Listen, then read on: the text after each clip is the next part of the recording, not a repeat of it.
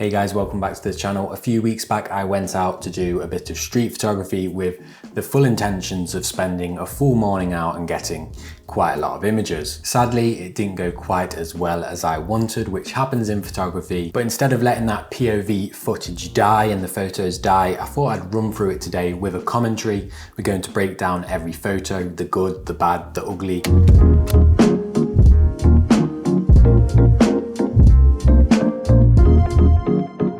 So to start off with, I like this view down the road with the old warehouses there and all the street art, focusing having that street lamp there sort of central in the frame, and I go and take this landscape orientation image. I do like this shot, but the only problem is on the left hand side, we've got a couple of annoying branches that are creeping into the frame there, which for me are a little bit messy. They do kind of blend into that color that's on that street art in the background and don't do too much of a distraction, but that's the little downside to that image there. Other than that, I really quite like that frame, but because of those, I decided to then go ahead and take a portrait frame of the same scene. You might as well get both orientations while you're there. So I've also punched in a little bit on this, got a little bit closer to that street lamp and those green bushes that are wrapping around the street lamp that I really like. I do like the landscape orientation image better, but like I say, there was a few distractions and stuff in that image that I wasn't too keen on. So I knew I'd be returning to this street later in the day because I was parked near that street. So I thought I'd just grab a couple more detail shots of the street art on the walls before I head off in another direction and try and get some more images there later on when the light was a bit more pleasing. Not sure why I was going one-handed with this image I'm about to take here, but we go ahead and grab this landscape orientation image. Really nice punchy shot, nice dark blacks as well. You get a little bit of that road and those yellow lines creeping in the bottom of the frame, but overall I like this. There's not too much to say about it. It's just, you know, a nice detail shot that would back up any bigger, better image that I take on this day. Then I take a few steps to the left and get a shot where we've got the full, is that a wasp? I think that's a wasp. We get the full part of that in the frame, and also this really cool shutter door, which is graffitied really nicely. So moving off into the more busier built up areas now, I take shots here quite often in the city and I'm yet to get the perfect one that I want from here, but I know there's loads of potential for a great image there. So I make sure I stop by there every time I'm in town, just to make sure, just in case it happens to be the day where I get that perfect shot. Now here you can see there's this guy in the blue fleece heading towards me, so I kind of wait to see which direction he's going to go in, and he is heading in the direction that I want. So if I just pause the footage here, you can see the light beaming down in the background, and I really wanted someone stood in that light.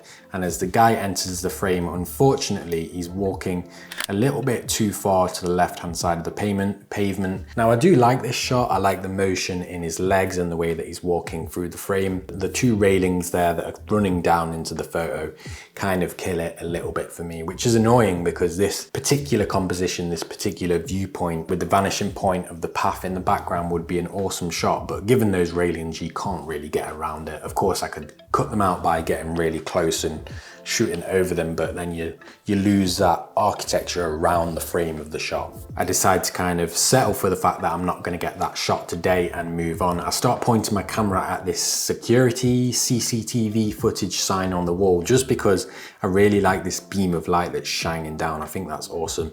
And in a second, I really miss a trick here, because you'll see someone zooms past the frame right here, and for some reason I kind of lower my camera before I even spot that there was a guy there. So that would have been a perfect moment to capture a guy in that light ray, but I let it go and I go ahead and take a couple of images of this CCTV sign, which I think is quite nice. It's, you know, it's nothing crazy. It's just sort of a detail shot again that you'd probably use to back up any major images that you take on the day. But I love the light and I love the way the yellow sign is popping. So we've got a portrait orientation here as well, and then a shot of just the window light and a bit more sort of stonework and architecture and stuff going on there. This is a scene where if I was with a friend or somebody that I knew on that day and I was out taking photos with someone, I would definitely sort of stage it and go and get them to stand in that light, maybe even take a couple of artsy portraity shots in that light just because it was so nice. But I was on my own, there was no foot traffic, so that's what we got. Moving on then, I spot these nice purpley bluey flowers in this bed here and a lot of sort of shadows on the path in front of me. So I framed something up in portrait orientation, and just as they am, somebody starts walking through the frame. So as they enter the frame here, and I pull the trigger on the shutter button, and we get this image here. Almost a really nice image. I'm a little bit let down that the feet are cut off, because you know, if you know anything when it comes to photography, when you've got a full person in a frame from top to bottom, you don't really want to cut their feet off. That's kind of rule number one, right? So it was almost a great shot. I think the person is really interesting as well. Light on the path and in the background is great. Love that bit of foreground blur from the plants as well. So given that that one went quite well, I decided to stick around and try and capture a couple more people here. Next variation, I decided to get a little bit lower with a landscape orientation, and this guy enters the frame here, and I fire a shot away there.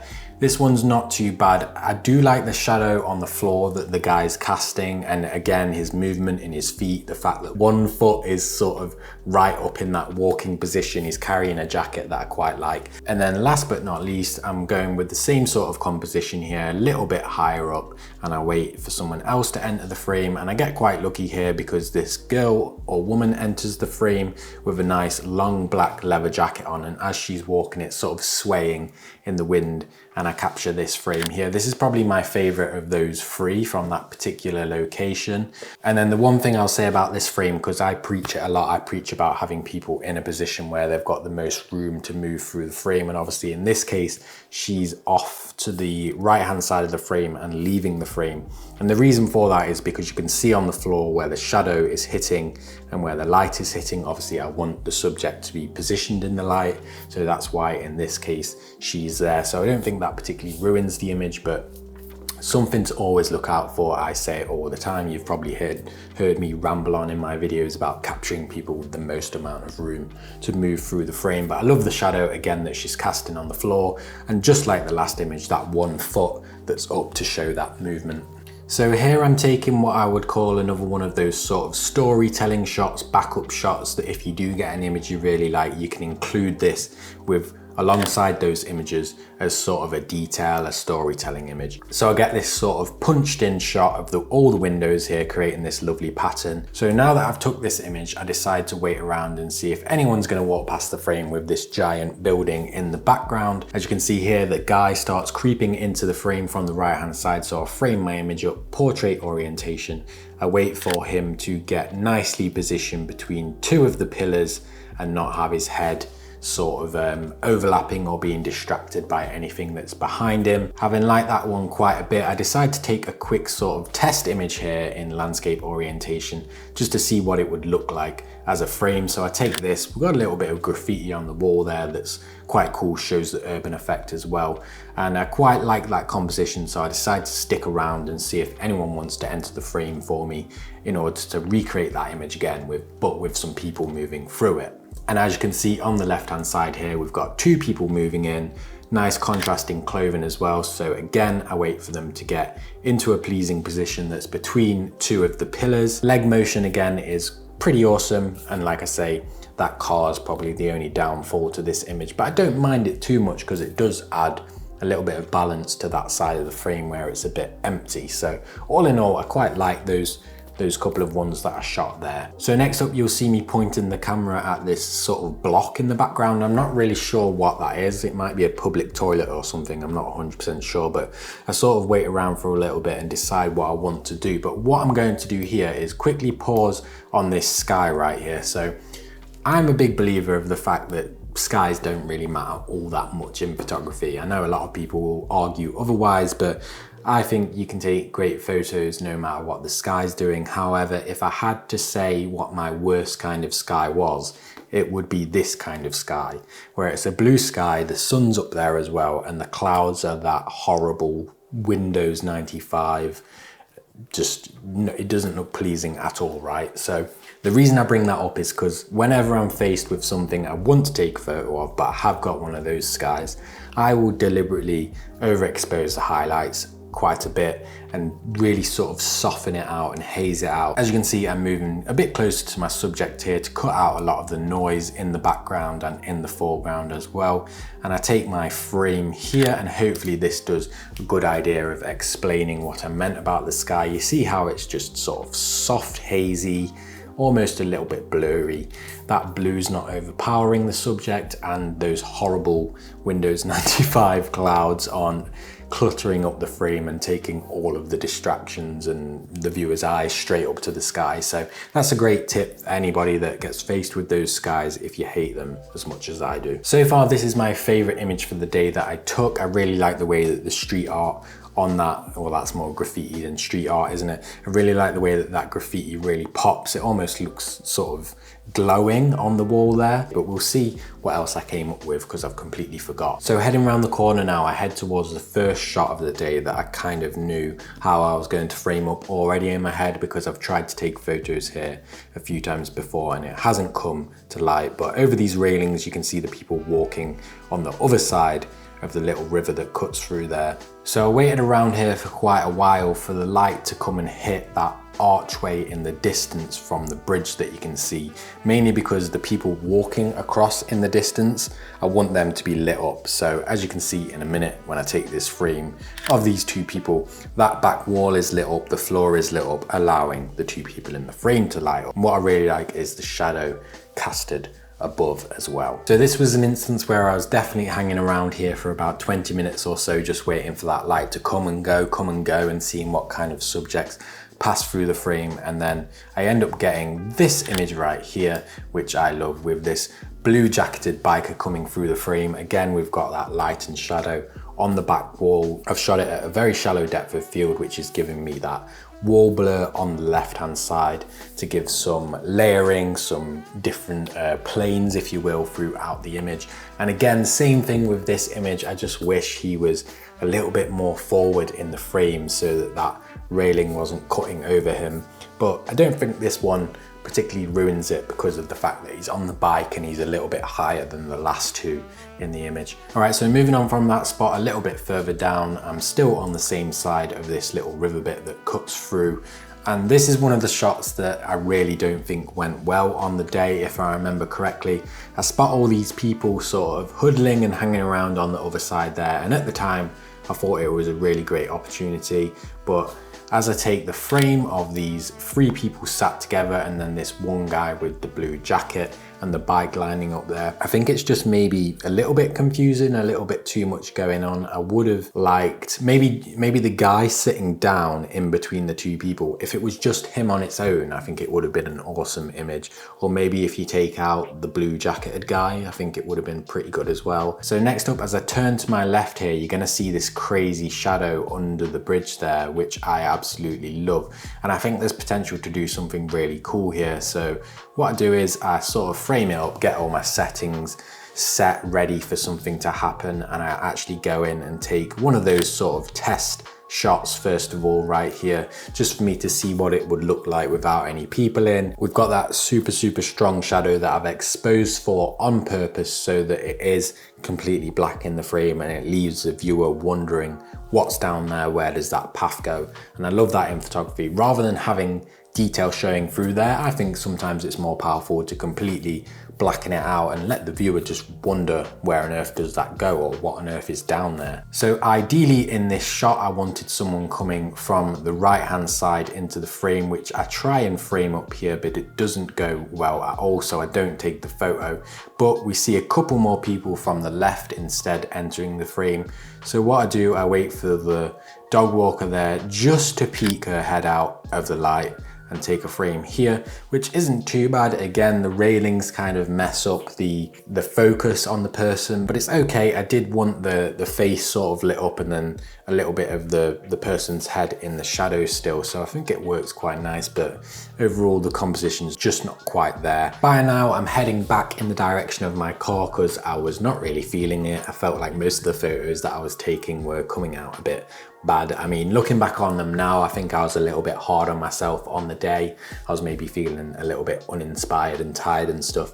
But I'm back at this sort of street with all the graffiti and street art now, and this light on the floor is really what I want to capture, with that colourful building in the background And again, I was waiting around here for ages for someone to enter the frame, but you start seeing them enter the frame in the background there. I wait for this woman in the pink hat because I feel like she's maybe a little bit more interesting. And as she steps into the light right about there, I take the frame. And this image, again, is one of those ones where, unfortunately, given the light position, she is leaving the frame instead of entering the frame and got all the room to move into. These situations just happen, and I'd rather take the photo than not take the photo. And I do quite like this shot. So instead I decide, right, I'm just gonna hang around a bit more and see if anything else happens. And then I spot someone over my left shoulder coming, walking the way that I want them to be walking.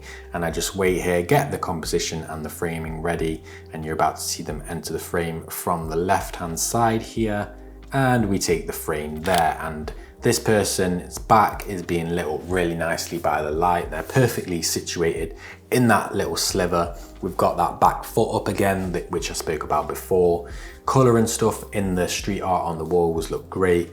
And this one, I think, turns out fantastic. I'm really happy with this one on the day, and it would probably be another favorite out of the few that I took. Next shot here again, I spot this street art on this garage over here and decide to go ahead and frame something up. And this is actually one that I didn't plan all that much. I just kind of stuck my camera at it, and two people happened to walk into the frame straight away holding hands. So I waited for them to get between that brick wall there. If I paused the footage, that was pivotal because I didn't want them to be crossing over the graffiti on the garage, as it would mean that they blended in a little bit or didn't stand out as much. Okay, I think we're coming very close to the end now. This shot right here is a very, very busy scene, but it's one of those scenes where I was looking at it and I thought, I know it's really busy, but I think if I do frame it up and position everything nicely, I could turn a busy scene into something that's quite organized almost. So you can see me moving about quite a bit here with my feet and trying to frame it up. And I go ahead and take